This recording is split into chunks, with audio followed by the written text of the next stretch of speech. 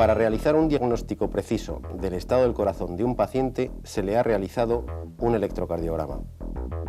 Cualquier especialista, aunque no haya visto al enfermo, es capaz, solo leyendo la gráfica del electrocardiograma, de detectar los problemas que tiene su corazón. Para ello, es preciso conocer y dominar el lenguaje de las gráficas. En el eje vertical se representa la diferencia de potencial de los impulsos eléctricos del corazón, medidos en milivoltios, y en el eje horizontal el tiempo medido en segundos. Mirando uno solo de los múltiples aspectos de estas gráficas, su periodicidad, podemos determinar si una persona tiene un ritmo cardíaco normal o si, como muchos atletas, tiene bradicardia, es decir, un número muy bajo de pulsaciones por minuto, o si padece taquicardias, un número muy elevado de pulsaciones. La ruptura de la periodicidad en los electrocardiogramas es el indicador de problemas más serios. Uno de estos problemas son las arritmias. La forma de la gráfica permite al médico detectar el origen y la localización del problema, e incluso su gravedad, haciendo posible realizar diagnósticos precisos. Las gráficas, en este caso, contribuyen a salvar muchas vidas. El lenguaje de las gráficas es, en la actualidad, el lenguaje más universal. Si echamos una ojeada a distintos periódicos de diversos países, encontraremos en todos ellos gráficas similares que nos informan de los temas más dispares. Incluso sin conocer el idioma en el que se da la información, cuando nos encontramos ante una gráfica no nos resulta complicado descifrar su mensaje. Las gráficas no se utilizan solo en matemáticas, las encontramos en campos tan poco afines como la economía, la sociología, la medicina, la física, la política y hasta en el deporte. ¿A qué se debe esta proliferación? Ante todo, una gráfica es capaz de ofrecer un gran volumen de información, tanto numérica como cualitativa, de una manera global, es decir, de un simple vistazo. Veamos esta pirámide de población de nuestro país. Utilizando muy pocos números, podemos extraer una gran cantidad de información sobre las características de la población española. En primer lugar, se observa, mirando la parte inferior de la gráfica, una fuerte caída de la tasa de natalidad en las últimas 2 décadas. Si miramos la parte superior, veremos que las mujeres españolas viven más años que los hombres. También podemos observar un descenso de la población entre 55 y 65 años achacable a la disminución de la natalidad durante la Guerra Civil.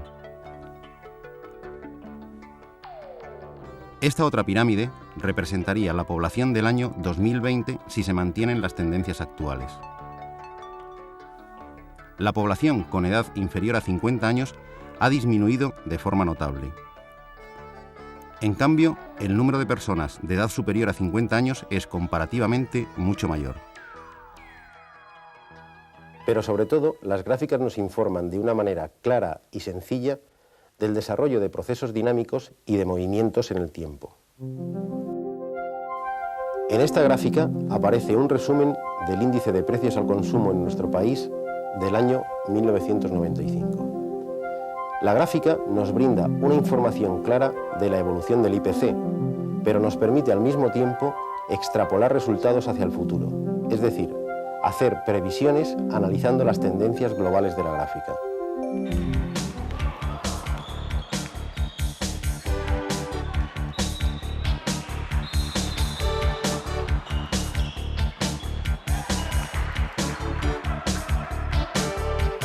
Esta otra gráfica nos cuenta de manera resumida, pero fiel, la historia de un partido de baloncesto. Mirándola con atención, podemos saber qué equipo ha ido por delante en el marcador en cada momento. ¿Cuál ha sido la máxima diferencia? Lo que nos informa de si el partido ha sido igualado o no.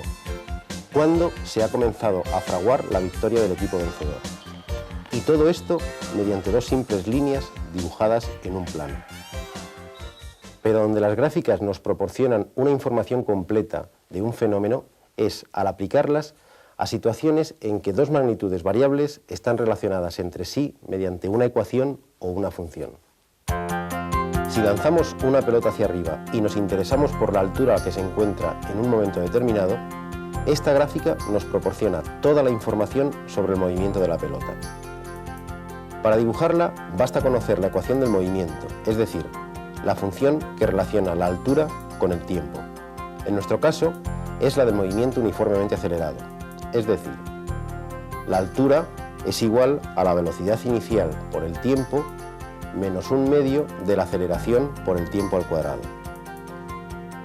10 metros por segundo es la velocidad con que lanzamos la pelota y 5 metros por segundo al cuadrado es aproximadamente la mitad de la constante de aceleración terrestre. Al cabo de 0,5 segundos estará a 3,75 metros de altura. Al cabo de 1 segundo estará a 5 metros de altura. Al cabo de 1,5 segundos estará a 3,75 metros de altura. Así podemos concluir, incluso antes del lanzamiento, que la pelota alcanzará 5 metros de altura y tardará en caer 2 segundos.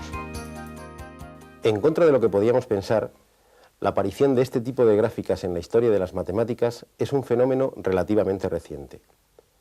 En todas las obras matemáticas, desde la antigüedad hasta el siglo XVIII, aparecen numerosos grabados, pero son exclusivamente de tipo geométrico.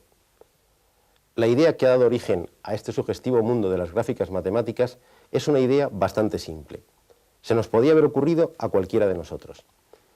Sin embargo, se les ocurrió a dos genios franceses, que curiosamente no eran matemáticos profesionales. Uno de ellos, Pierre de Fermat, era abogado, y el otro, René Descartes, era abogado, físico y filósofo. Ellos son los padres de la geometría analítica. En su intento de aplicar las potentes herramientas del álgebra, las ecuaciones, al estudio de las curvas, descubrieron, casi sin darse cuenta, los sistemas de coordenadas. La genial idea es esta. Si trazamos dos ejes, a cada punto de un plano le podemos identificar mediante dos números, que son sus coordenadas. Si las dos coordenadas de una serie de puntos están relacionadas mediante una ecuación, entonces los puntos dibujan una línea, que puede ser recta, pero que en general será una curva. Por ejemplo, si x representa la primera coordenada e y la segunda de cada punto, y la ecuación que la relaciona es y igual a 2x más 3, para cada valor de x tendremos un valor de y. Si representamos los puntos que vamos obteniendo, tendremos esta línea recta. Si la ecuación es y igual a x al cuadrado menos 2x más 1, obtendremos esta curva que es una parábola. Esta circunferencia tiene por ecuación x al cuadrado más y cuadrado igual a 4. Esta elipse, x cuadrado partido por 4 más y cuadrado partido por 9 igual a 1. Es decir, con esta idea tan simple, cada curva tiene asociada una ecuación y viceversa. A partir de entonces, la geometría dejó de verse con los ojos de los griegos y comenzó a mirarse con los ojos de los números y de las ecuaciones. Había nacido la geometría analítica. Pero Fermat y Descartes contribuyeron a una auténtica revolución en la transmisión y el tratamiento de la información. Habían encontrado un lenguaje que no exige profundos conocimientos matemáticos y que está al alcance de todo el mundo, ya que solo se necesita para comprenderlo unas cuantas reglas elementales. Había nacido el lenguaje de los gráficos. Por aquellas ironías de la historia, es otra vez alguien no relacionado con el mundo de las matemáticas quien va a inventar los gráficos más universales, los gráficos estadísticos. El escocés William Playfair era cualquier cosa menos un matemático. Su actividad principal estaba relacionada con el comercio.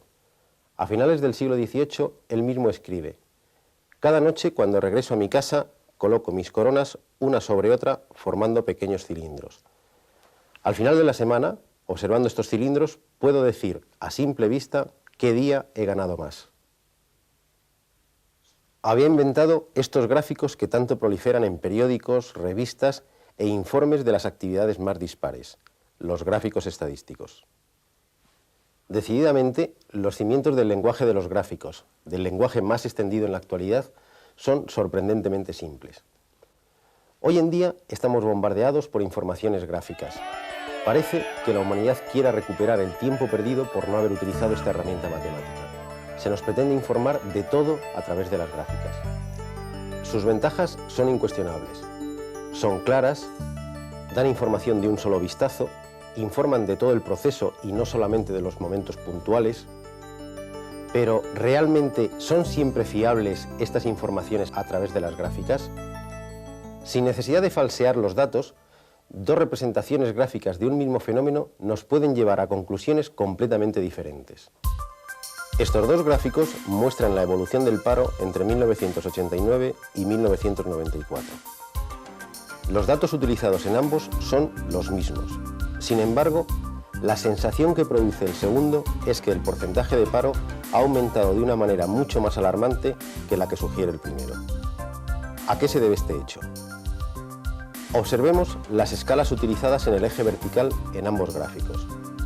En el primero, comienza en el valor 0 y cada unidad representa 4 puntos de aumento. En el segundo, comienza en 10 y cada unidad representa 2 puntos de aumento. Aunque los datos sean los mismos, las escalas son diferentes. La escala de la segunda gráfica es el doble de la primera. Esto provoca el efecto visual de que la segunda gráfica está estirada en sentido vertical. La idea del crecimiento del paro nos lo proporciona la mayor o menor inclinación de los segmentos de la gráfica, su pendiente.